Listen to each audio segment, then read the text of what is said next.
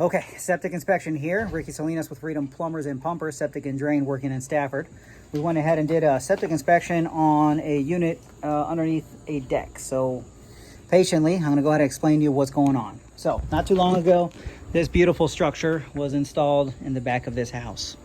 Unfortunately, the structure was installed directly on top of two very important components of the septic system.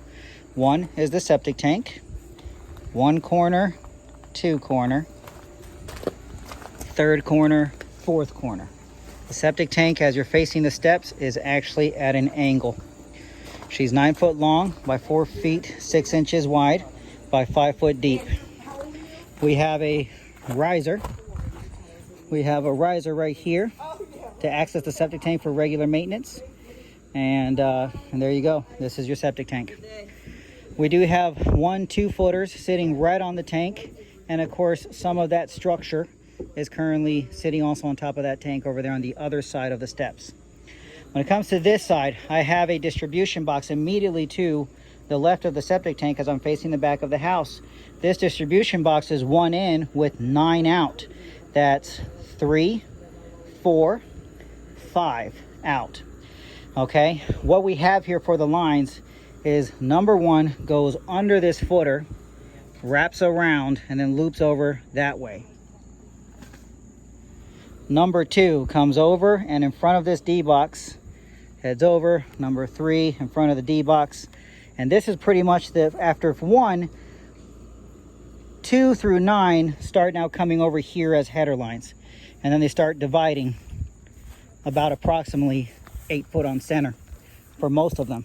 They start approximately 8 foot from center, but it's not a perfect 8 foot on center as they keep on going. They literally just swing over. There's no 90s. They swing over as they start separating themselves. And at the end, you got 15 foot on center, 8 foot on center, 8 foot on center, 8 foot, 15, 15. The last 2 are 15 on center. They kind of spread out. Some of them make it all the way down to their to the end of their dead end. And then there's a couple of them that are not going all the way to their end. Like for example, line 3 and line 9. Line 9 doesn't make it to the end. It stops at 80 feet.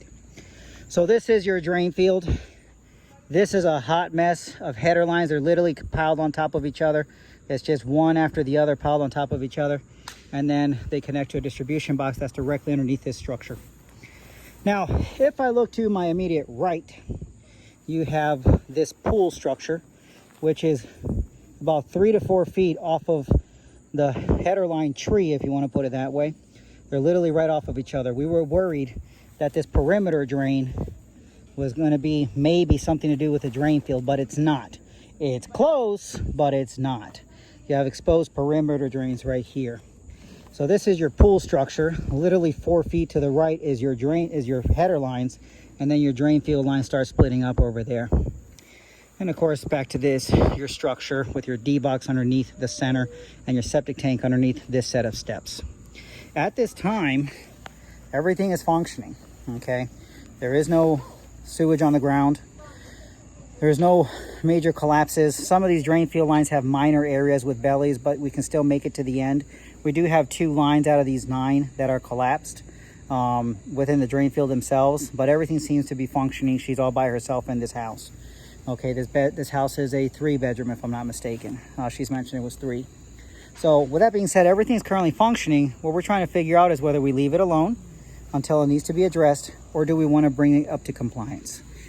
So that's what we got. I will have an as-built, a generalized as-built plan laid out on paper. And I'll go ahead and forward that to the homeowner as well as to the OSC.